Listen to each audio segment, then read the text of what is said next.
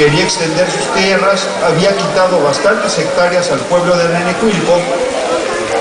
Y bueno, el proceso era muy largo porque los campesinos tenían que comprobar que la tierra era de ellos, iban al juzgado, iban al juicio.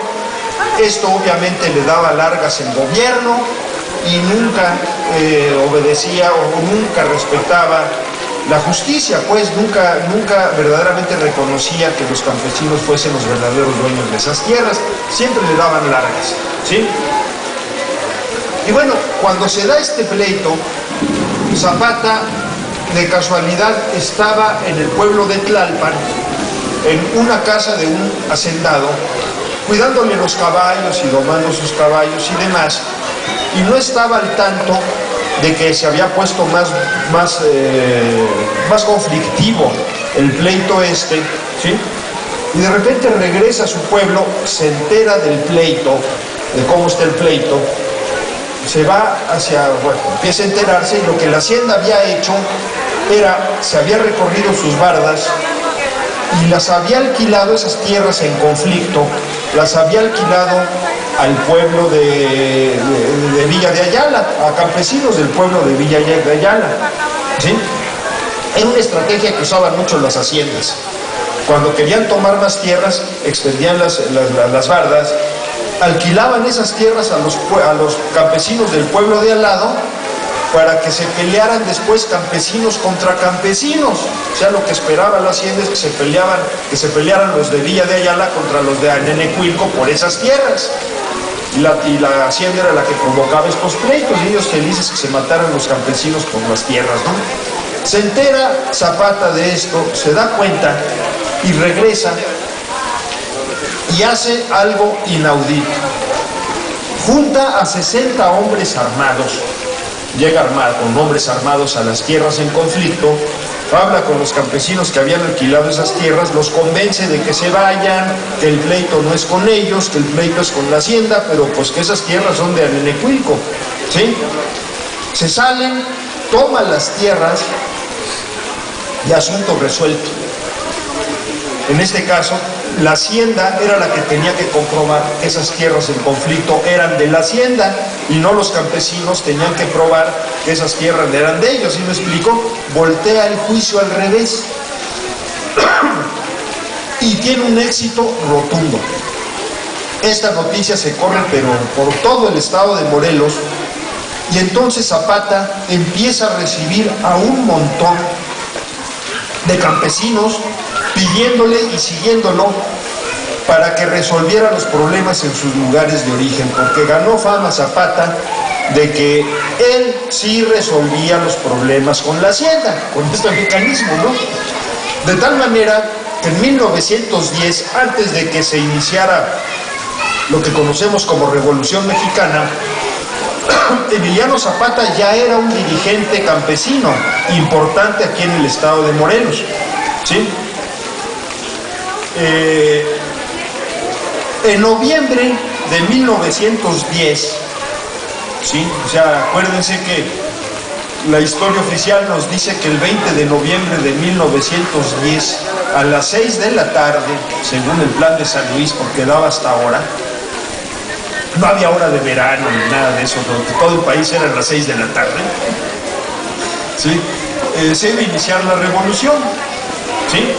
Y bueno, ya Zapata tenía reuniones conspirativas en Villa de Ayala con miembros de grupos partidarios a Madero, ¿sí? El dirigente de todos estos burgos era don Pablo Torres Burgos, ¿sí? Aunque Zapata, la verdad, tenía desde entonces más autoridad entre los campesinos que el mismo Pablo Torres Burgos para entonces, ¿sí? Las reuniones conspirativas, bueno, fueron un problema. Si ustedes se acuerdan,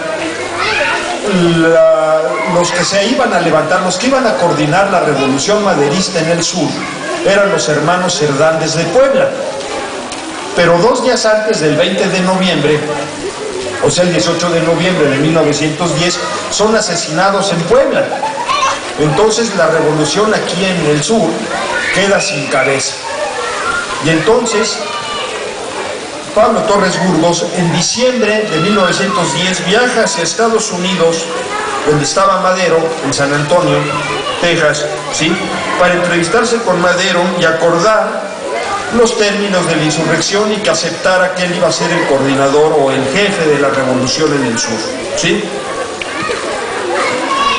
Obviamente, llega el mes de enero, ¿sí?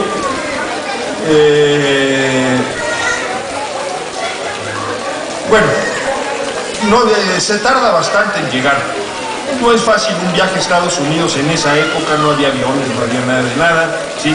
Entonces tardaba bastante tiempo y los campesinos que ya habían pensado en sublevarse contra el gobierno porfirista, siguiendo a Madero, empezaron a impacientarse, ¿no?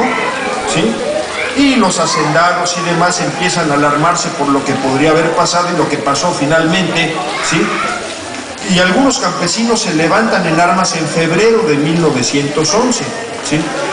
A mediados de febrero de 1911 regresa Torres Burgos y confirmó el reconocimiento de Madero, ¿sí? Y poco tiempo después, además,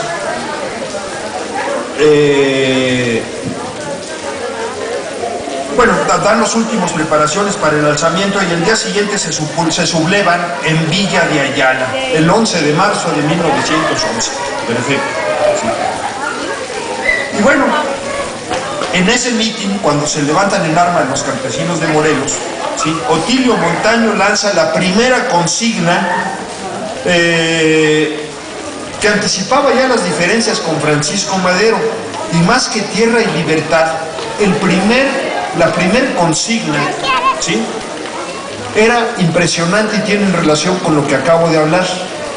La primera consigna zapatista hecha, como de Morelos, podríamos decir, es: abajo las haciendas, vivan los pueblos. O sea, vivan las comunidades, ¿sí?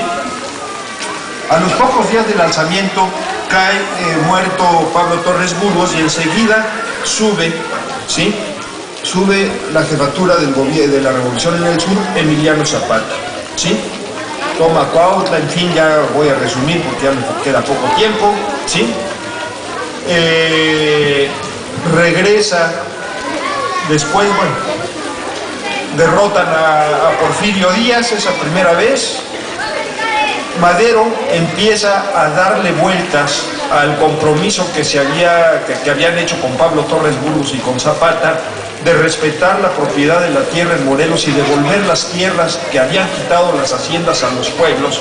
Empieza a darle largas al asunto, empieza a ver el conflicto entre Madero y Zapata, se levanta en armas Zapata. De hecho, Madero viene alguna vez a Morelos a negociar, a convencer a los zapatistas de que ya una vez derrotado Porfirio Díaz, que dejen las armas y que se pacifiquen. Y no, la verdad es que a los pueblos en Morelos les tenía sin cuidado el gobierno. Lo que querían era recuperar su dignidad y la organización de los pueblos y la propiedad de la tierra de los pueblos, por supuesto, ¿no? En septiembre, bueno, poco tiempo después se da el plan de Villa de Ayala,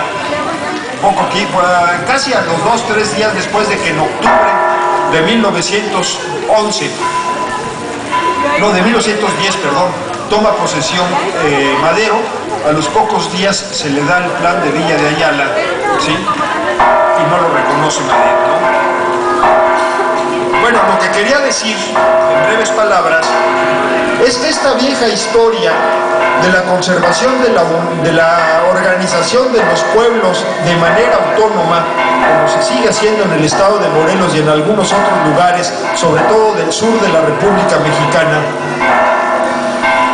los efectos que tiene esto es la protección misma de la población. La población ante las grandes empresas, como podrían ser las haciendas azucareras, como podrían ser muchas otras hoy en día, la única protección que tiene la población en general contra estas organizaciones y demás es la organización comunal, que es muy curioso, ¿no? Es verdaderamente sorprendente como esperemos que en poco tiempo nos den más sorpresas todavía para la protección de esta población. Y bueno,